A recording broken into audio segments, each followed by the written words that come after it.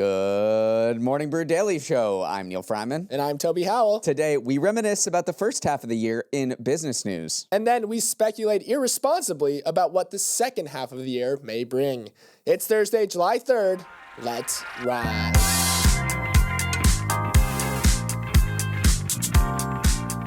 Good morning and welcome to a special episode of Morning Brew Daily. Hope we're catching you just before you've switched off your brain for July 4th. Today, a look back and a look forward. 2025 just crossed the midway point, so we're handing out halftime game balls. What's been the biggest story of the year so far? What about the biggest flop, the best meme? Then we'll gaze into our crystal balls and offer up some extremely informed predictions about what could happen in the second half of the year. I'll share one right off the bat. The Mets aren't making the playoffs. Toby, I am pumped to go through these with you. So am I, Neal. I'm also going to be quizzing Neal on some of the events that went down in either 2024 or 2025 to see how closely he and you guys have been paying attention. I hope you all are listening to this in the car on your way to some body of water ahead of the 4th. Or if you live in a place where fireworks are banned, I hope you're legally crossing state lines to make things go boom. Either way, thanks for taking the time to listen. And now a quick word from our sponsor, Taco Bell. Toby, it is hot out here. Yeah, Neal, but I am staying cool with this Refresca Freeze from Taco Bell. You can't see it, but Toby is wearing sunglasses. It's like out of office in a cup, even when you gotta be in office. Taco Bell has a full line of new Refrescas, including the Freeze, along with the Agua Refresca, a Taco Bell twist on the beloved Mexican beverage, mixed with real freeze-dried fruit pieces and green tea. There's also the Rockstar Energy Refresca with a delicious boost of energy. Head to tacobell.com/morning-brew to learn more. That's tacobell.com/morning-brew. Legal disclaimer, at participating Taco Bell locations for a limited time only while supplies last, Agua Refrescas are made with artificial colors and natural fruit flavoring and contain less than 1% juice. Rockstar Energy Refrescas contain 200 milligrams of caffeine and are not recommended for children, pregnant, or nursing women or persons sensitive to caffeine. To kick off our H1 superlatives, we are starting big with the biggest business news story of the year so far. Now, I should preface this by saying Neal and I have not told each other what we are picking. So if we choose the same awardees, that is purely by coincidence and evidence that we spend way too much time together. I hope we don't, Neal, but kick us off so we can find out. My biggest business story of the year is tariffs. President Trump's on again, off again tariff threats in order to remake the global economy have upended business plans around the world and sent markets on a wild historic ride. Stocks plummeted more than 12% when Trump announced Liberation Day tariffs against every other country in the world, including a tiny island that's only home to penguins, their biggest plunge since COVID and the Great Recession. But when he rolled back those tariffs 1 week later, the S&P 500 surged 9.5% in a single day, the best daily performance in 17 years. Despite rollbacks, tariffs are still much higher now than when Trump entered office. The U.S. effective tariff rate is currently 18.8%, the highest in 90 years versus 2.4% in 2024. Many companies have scrapped their guidance for the year due to all the policy uncertainty and higher inflation looms. So far, tariffs have not been passed on to the consumer in the form of higher prices in any significant way, but Fed Chair Jerome Powell says he knows of no economist that doesn't expect that to happen later this year. And that's the main reason he's been holding off on rate cuts. So Toby, for all those reasons, it is clear to me that tariffs are the biggest business story of the year so far. I mean, it is hard to debate that. The main reason being that if you did a word cloud of the first half of the year on this show, we probably have said the word tariffs innumerable amount of times. I mean, in the hundreds, into the thousands amount, because for a while, every single top story that we were talking about had to do with tariffs. We had to try to figure out what's a different angle we could possibly talk about just because it did dominate so much of the headlines. So, Neal, I had a sneaking suspicion that you were going to pick tariffs. That being said, I did not pick tariffs. Mainly for that reason. I think the biggest business news story of the first half of the year is the Sell America trade. For the past decades, America has really been the only game in town. Post-pandemic, 41% of all the money in the world that gets invested across national borders flowed into the United States. The Magnificent Seven alone are bigger than all European stocks combined. But in the first half of the year. That vibe totally shifted. The US dollar is at a 3-year low compared to the euro. European stocks have been actually outperforming American stocks until a recent US rally, and demand for US Treasury notes as a global safe haven asset has been shaky at best. So yes, tariffs and trade wars were the big story, probably were the biggest business news story. But downstream of those uncertainty-inducing economic policies is capital flowing outside the U.S., which has massive long-term implications for the economic world order. Yeah, the dollar had its worst start to a year since 1973. So I appreciate your attempt to be creative, but I would say that Sell America trade is part and parcel of the tariffs story overall. I think we are on the same page here. This was the biggest story, moving markets, moving business decisions for the first half of the year, no question. Okay, let's head to our Flop of the Year award, sponsored by WeWork, where we choose something that wished H1 of 2025 was just a nightmare they'll wake up from. Toby, who is your Flop of the Year so far? My Flop of the Year is Doge. Think about the amount of oxygen and ink and airtime that we devoted to Doge's activity in the first few months of the year. Elon was omnipresent in these cabinet meetings. We all learned way too much about his teenage acolytes, including big balls who got access to sensitive government data. Programs were being cut left and right. People were getting laid off. And the emails, the list 5 things they did in the past week email will go down in infamy. But now that the dust has settled and Elon and Trump are on the outs, what is there to show for it? The most optimistic of trackers coming from Doge itself put the savings at $180 billion. Most news outlets could only verify around $70 billion of that, which seems like a lot of money, but the government spent nearly $600 billion in April alone, and the Congressional Budget Office estimates that Trump's big, beautiful bill alone would add nearly $3.3 trillion in budget deficits over the next 10 years. So Elon's goal was $1 trillion in cuts. He could barely manage a tenth of that. That sounds like a flop to me. And, I mean, Tesla's stock price was plummeting as he was doing his business in Washington, D.C. It does give a lot of credence to critics ahead of this initiative saying, many administrations on both sides of the aisle for the past few decades have tried something similar to Doge. The bureaucracy, the red tape, the amount of disorganization or organization in Washington, D.C. is just so complex. It's so impenetrable that we've had initiatives like Doge before. They've failed for the most part. We probably did mention the word Doge second most to tariffs in the first half of the year. Okay. What's your flop? My flop of the year is Apple. It sure seems like this iconic company has lost its mojo. It's far behind rival tech companies in terms of AI capabilities, with the much-typed Siri update delayed indefinitely. The features that it has rolled out as part of its Apple Intelligence Suite have been underwhelming. And don't get me started about the disappointing Vision Pro virtual reality headset. Meanwhile, it's losing smartphone market share in China due to local competition. Its App Store, walled garden, has been broken open by regulators, and it's losing over $1 billion a year on its perplexing investment on Apple TV+.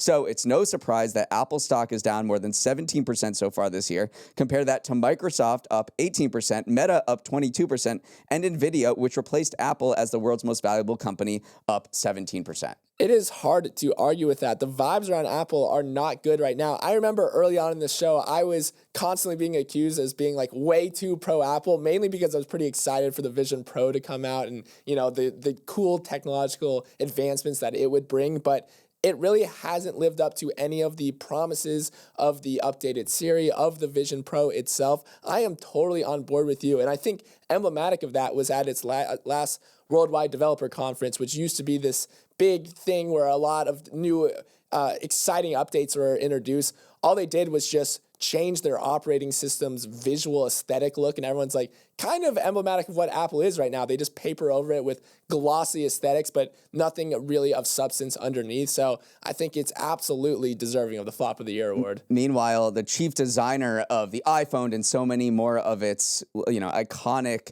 historic products has jumped ship. He left Apple in 2019, but instead of going back to Apple to design hardware for the company he worked with for decades, he is now linking up with Sam Altman. Jony Ive his firm got paid $6.5 billion to link up with OpenAI to develop a potential competitor to the iPhone. So things are not looking good for Apple. I don't know if you have an Apple prediction for the second half of the year, but hopefully they can turn this ship around. But the walls are closing in just a bit.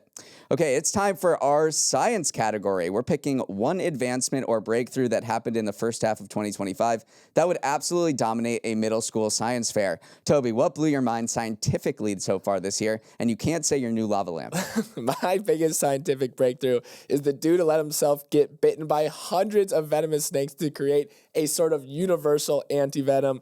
The guy, Tim Fried, is just a normal fella from Wisconsin who started letting snakes bite him back in 2001 with the aim of building up his own immunity. At first, it was just a hobby because who amongst us hasn't dabbled in some king cobra bites?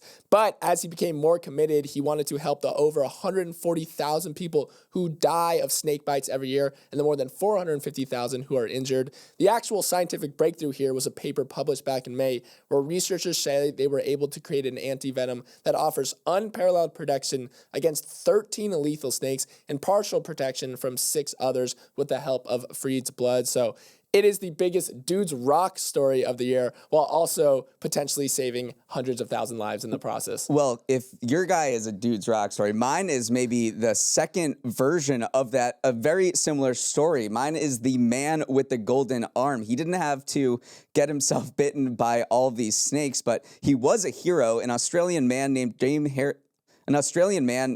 Harrison died in February after having protected an estimated 2.4 million babies from possible diseases or death. That's because his plasma contained a rare antibody that scientists could use to make a key medication, and Harrison donated blood every 2 weeks from age 18 to 81 to give them a constant supply. By the time he died at age 88, Harrison was one of the most prolific blood donors in history, having been pricked 1,173 times. Too bad these two guys never got to meet each other. That's what I was saying. If you combine their blood, you would have the most powerful blood in history. I think I'm going to give you, not that this is fully a competition, but I'm going to give the edge to you there. One, because the nickname, the Golden Arm, is just so sick. And then two, just the scale that Harrison was able to help, puts it over Fried's less, large scale helping of people who are affected by snake bites, but two dudes rock, two awesome scientific breakthroughs in general. All right, up next, you've heard us talk about a lot of news stories this year, but inevitably some slip through the cracks, which is why we're giving out the News Story You Forgot About award to the news story you probably forgot about. Neal, what did that big brain of yours end up remembering that most people forgot? My news story you forgot about is Red Note. Remember, this was the Chinese app that surged to the top of the App Store in January as TikTok users worried about an impending ban known as TikTok refugees came over in droves. What happened next was a remarkable moment of cultural exchange between Americans and Chinese people who don't often interact due to the internet firewall that's been set up by the Chinese government. China-based users offered Americans tutorials for using the app, and they asked for help with their English homework. However, the camaraderie did not last. TikTok never went away because Trump pushed off the ban, and now Red Note is only talked about in lists of things you forgot about. Neal, I'm not gonna lie, our big brains finally collided on this one. That was also my news story that you probably forgot about because it was just such a flash in the pan. It did reach #1 in the App Store, so it was a big deal for a very short amount of time. It was very funny seeing the interactions as well, but I mean, the sign-up instructions for this app were in Mandarin. Like, it was never gonna be a long-term thing, but it was funny for just a second to just see these two cultures colliding. So great. I never would have expected this is the one that we would have had the same one for. Because maybe it was just, we both forgot about it. We're like, oh, wait a second. So we're too smart. Let's just put it at that.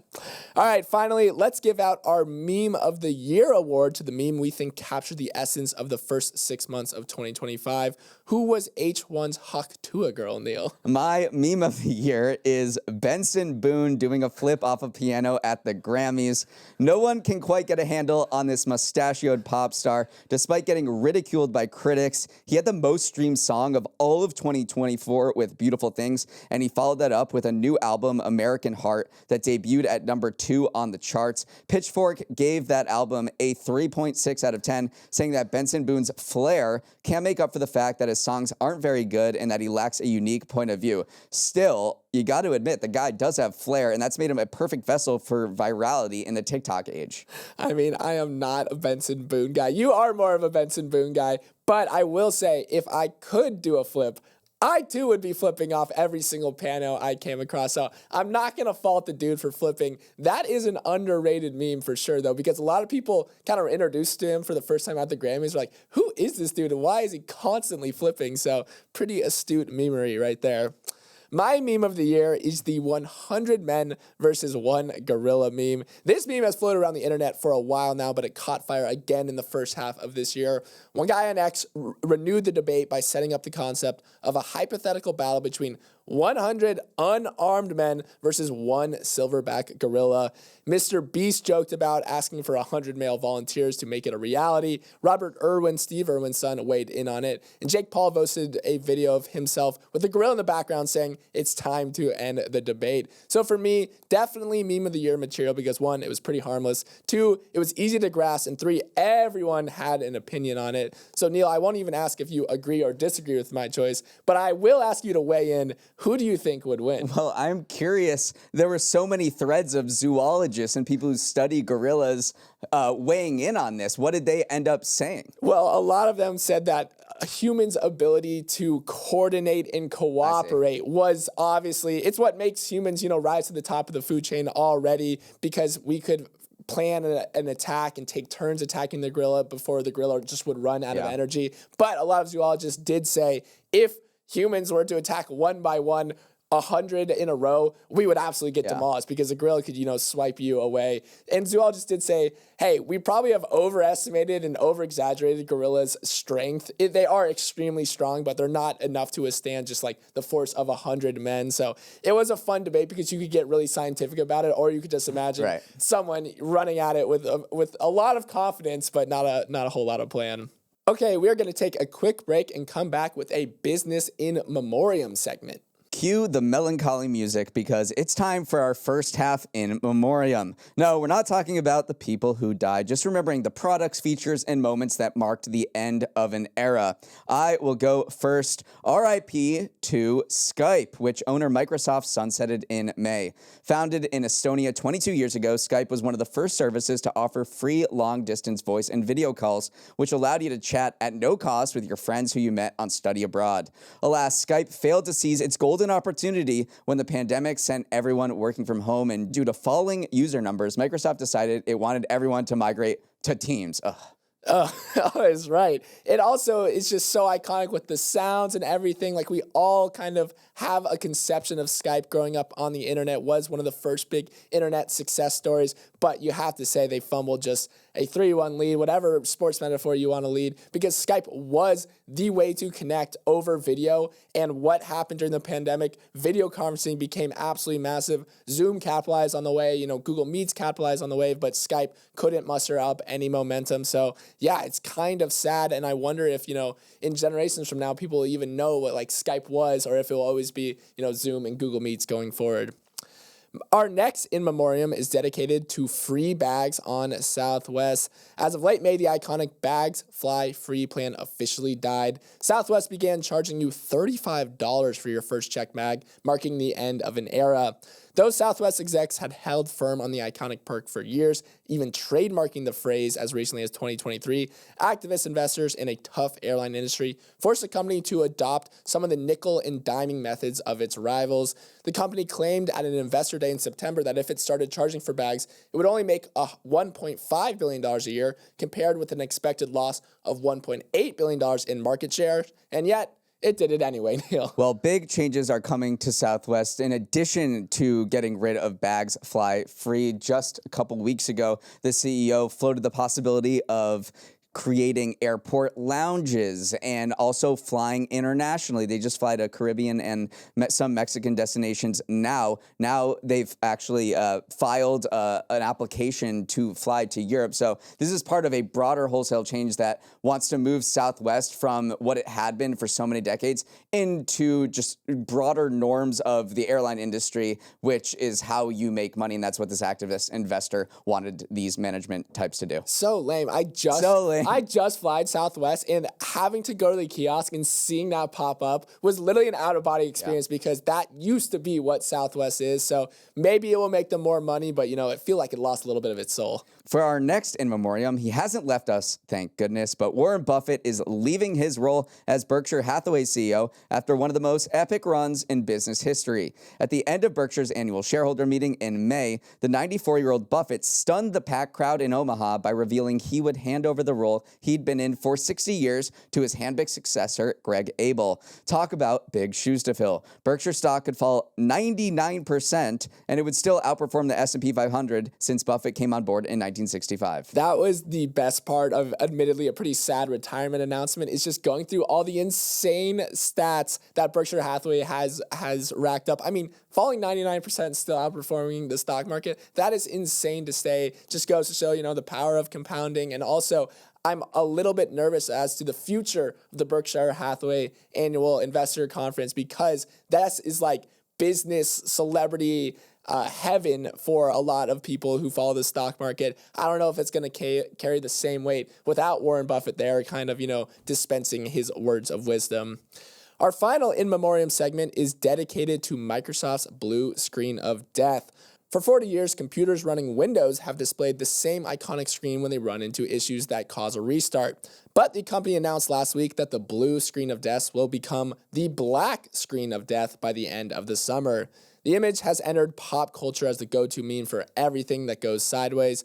But the reason it's meeting its own demise is to improve readability and align better with Windows 11 design principles. Again, the end of an era, Neal. At least it went out with a bang. Remember last year's CrowdStrike cybersecurity outage where screens across the world at airports and train stations and computer desktops from Hong Kong to the United States all flashed the blue screen of death. So it went out, with a huge display that everyone in the world saw what it meant by the blue screen of death. It was an introduction to many, and it was a farewell for others.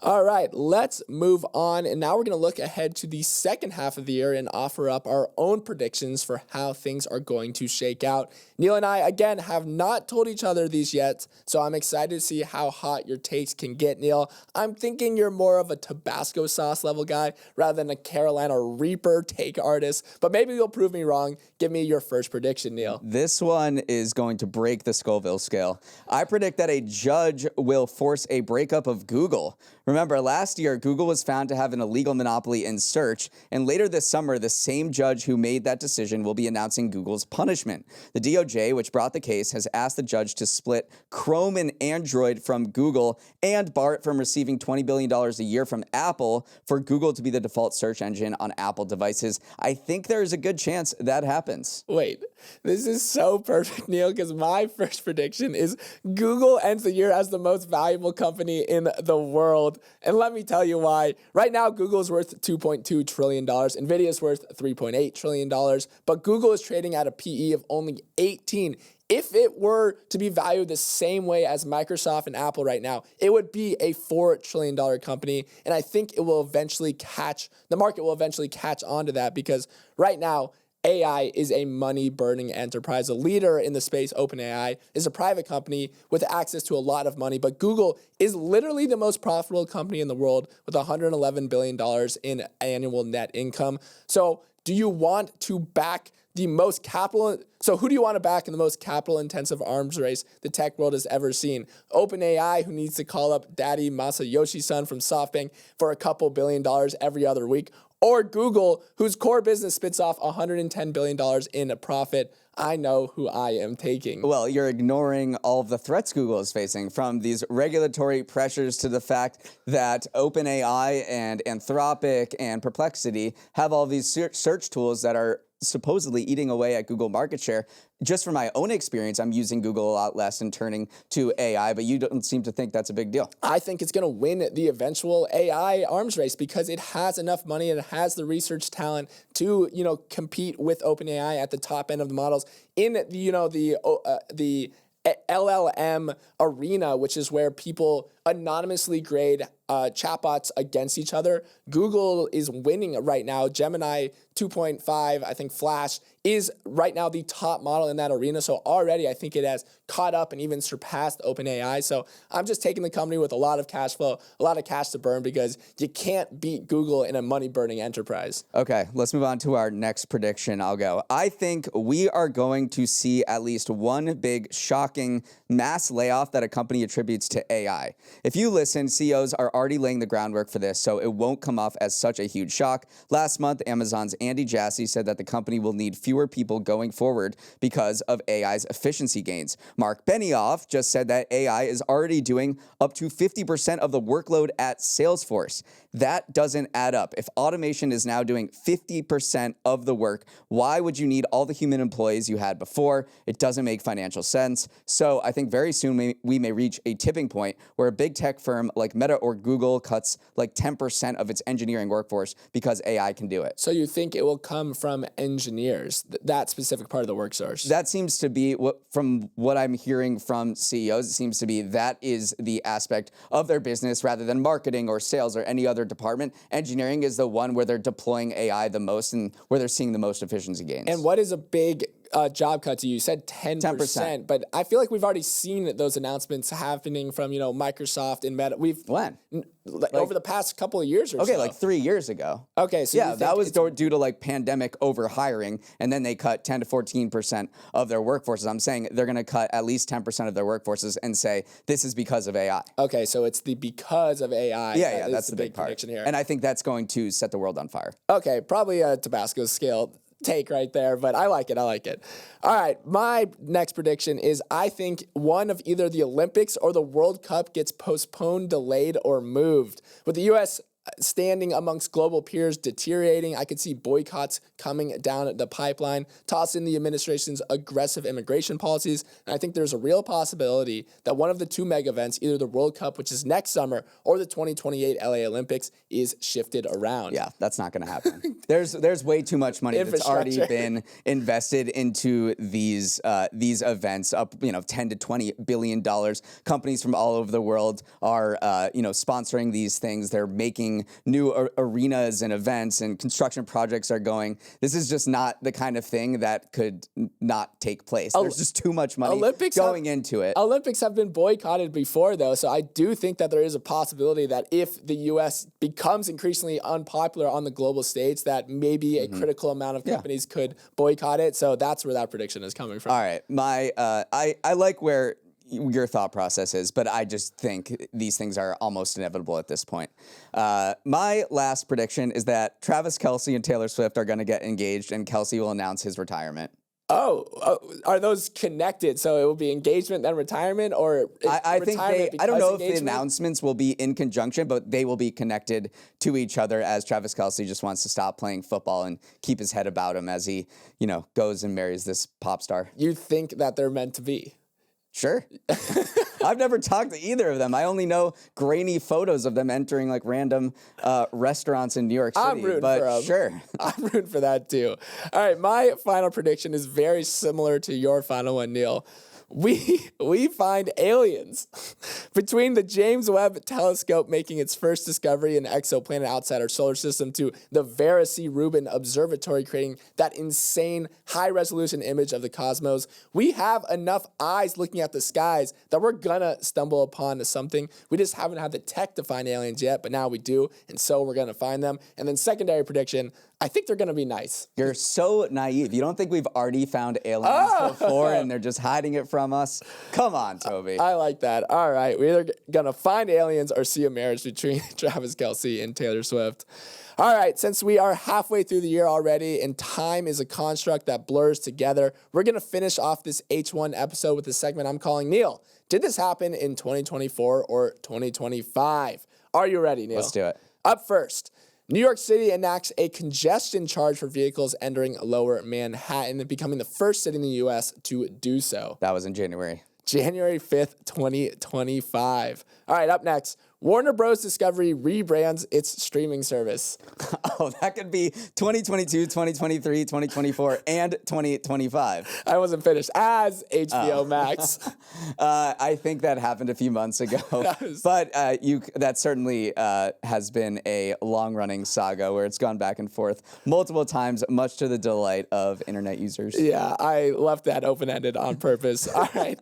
The Notre Dame Cathedral reopens to the public after previously being damaged by a fire in 2019. Well, I was there last year and it had a ton of scaffolding around it, so I think they were still working on it. I'm going to say that it was reopened this spring. It was December 7th, 2024. We covered it. It was a big deal because, so much money had flown in. So, yeah, it was right on that cusp. I was there in the summer. I guess they were just tidying things up. Yep. All right. American Airlines rolls out a new boarding process tech, which sounds an alarm if someone tries to board a flight before their group is called. Ooh, I have no idea. Let's go with last year. That was last year in October, actually. That felt kind of recent to me because I have been looking at airports to see if there are line cutters. It's still kind of a smaller test, but I hope they roll that out to the wider public because getting buzz, I said, bring shame back to society, and I think that is a great reason and a great method for doing it. All right, Pantone names Mocha Mousse as the color of the year. Okay, so when they announced the color of the year, is it the year before? Is it 2025 color of the year or 2024 color of the year? Or 2026? Let's go. I don't think Mocha Mousse was this year. I'm going to say 2024, the fall. Technically, it was named in December 5th, 2024, but it is 2025's color of the year. Are you seeing a lot of Mocha Mousse around? No, I haven't seen any of it, but I just picked it because it is right on that borderline. Technically, I would have accepted both answers. Okay, one more question before a rapid fire segment. The Florida Panthers win the Stanley Cup Finals, beating the Edmonton Oilers. Also another trick question. That was both years, Toby. That was both years. Okay, here is my final rapid fire. 23andMe files for bankruptcy. This year. Party City files for bankruptcy. This year. That was last year, December 2024. And Joann Fabrics files for bankruptcy. This year. That was January of 2025. All right, Neal, Thank you, Toby. Good job. Well, thank you so much. Thank you all for listening to this episode. I hope you enjoyed our hot takes. If you want to weigh in, make sure you send us an email as well. Neal, hit us with our credits. Yes. If you have any thoughts on today's episode, send an email with questions, comments, or feedback to morningbrewdaily@morningbrew.com. Let's roll the credits. Emily Milliron is our executive producer. Raymond Liu is our producer. Our associate producers are Olivia Graham and Olivia Lake. Hair and makeup, thanks Toby's predictions. Couldn't be more wrong. Devin Emery is our president, and our show is a production of Morning Brew. Great show today, Neal. Let's run it back tomorrow.